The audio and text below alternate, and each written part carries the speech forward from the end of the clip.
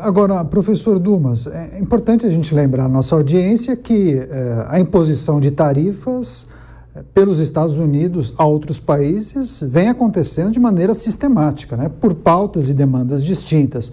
Mas nos últimos dias nós noticiamos que alguns países alcançaram acordos com os Estados Unidos, claro, por razões distintas, mas isso aponta para algum caminho? Há um padrão de reflexão de Donald Trump para aceitar determinado acordo, rever uma decisão, diminuir a tarifa? Isso pode apontar algum caminho para as autoridades brasileiras tentarem avançar com alguma negociação? Porque, assim, aquela carta de Geraldo Alckmin foi enviada, não sei exatamente quais os termos colocados ali naquele comunicado, mas 9 dias se passaram, nem um pio do governo norte-americano.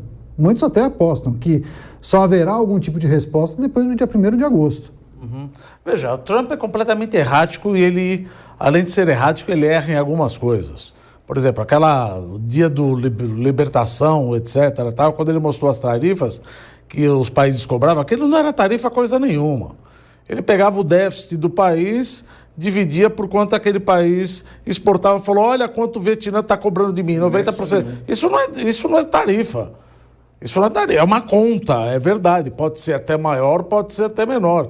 Agora, quando você chega num acordo de tarifa, obviamente, é complicado você falar, Donald Trump está equivocado quando ele fala, nós falamos isso aqui num programa do Visão Crítica já, é complicado falar que ele está equivocado macroeconomicamente para justificar os desequilíbrios macroeconômicos das contas externas. Ou seja, você está com desequilíbrio na conta externa porque você poupa pouco.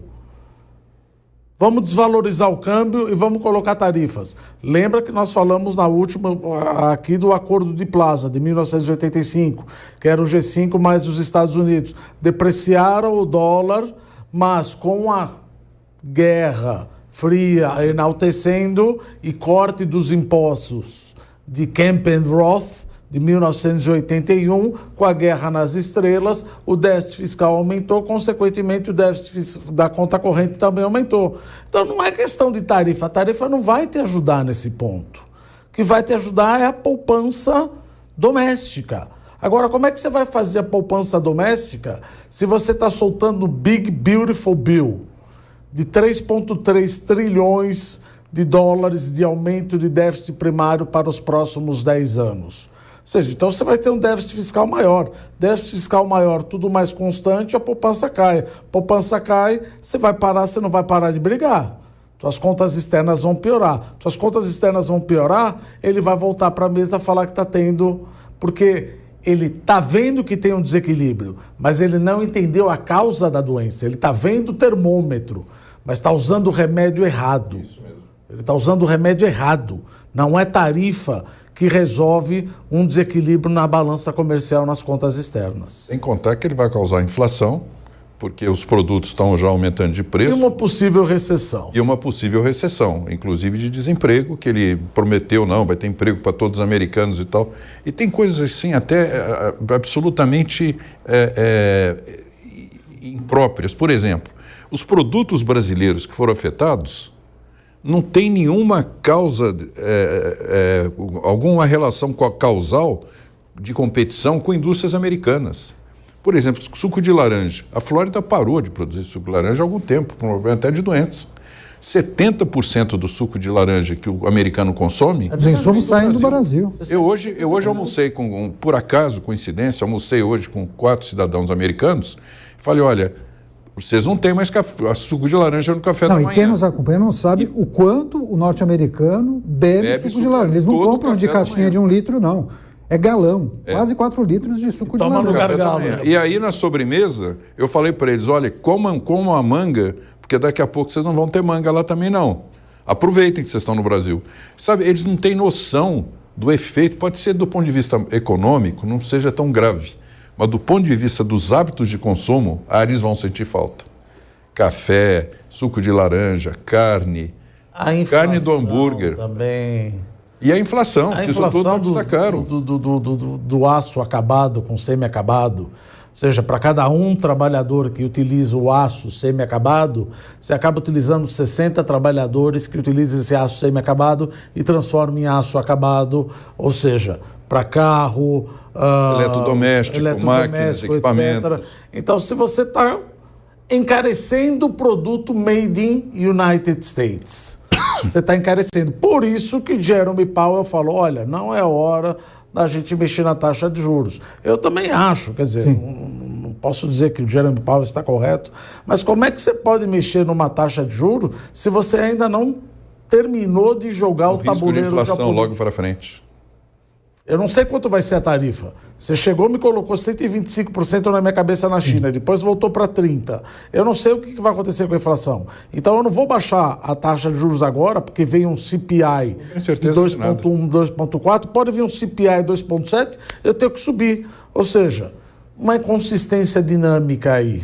Agora, Felipe, o fato dos Estados Unidos não terem dito absolutamente nada após a carta enviada pelo vice-presidente Geraldo Alckmin, isso indica talvez a necessidade de uma sinalização do Brasil para alguma pauta que não está nem tão clara para o governo brasileiro? Você acha que talvez o silêncio trate de alguma questão que o Brasil não conseguiu pescar, o governo brasileiro, no caso? Olha, aquela primeira carta, né, que foi enviada daquela forma que o Janete comentava, ela deixa uma brecha para negociação. No final, sim, ela diz, deixa claro que, olha, há espaço para diálogo, para conversa, etc. O Brasil está tentando aproveitar esse espaço, mas, por enquanto, ficou no vácuo, né? Não teve nenhuma sinalização por parte do governo americano. Eu acho que a bola está mais conosco. Nós vamos ter que nos mexer mais, porque nós fomos chamados à mesa de pôquer e o outro lado tem bastante ficha para jogar. Nós temos basicamente um par de ases, talvez, e meia dúzia de ficha no bolso. Então nós vamos ter que saber como usar bem esses poucos instrumentos que nós temos e apostar nisso que eles estavam falando, que é a dependência, a pressão dos setores americanos e a dependência que eles têm dos nossos produtos, né? E não é pequena. Os hábitos de consumo, o peso, por exemplo, da Embraer. Você já tem 60% Embraer também. Aviação regional. Aviação, 85% semi-acabado de aço. Sim. Quer dizer, precisa dois para dançar tango e um está pisando no pé do outro aí. Mas abrir várias frentes de negociação, ou seja, Executivo Federal, governadores, representantes do empresariado brasileiro, é bom apostar nessa diversificação ou não? Vamos jogar as fichas no Executivo Federal, no Itamaraty. Eu acho que é bom. Acho que o grupo de senadores vai ajudar. O diálogo é sempre positivo. Agora, nesse momento, precisa quem entenda do riscado. Os empresários que estão com a mão na massa e sabem o quanto dói uma saudade, o quanto eles vão perder, os daqui e os de lá.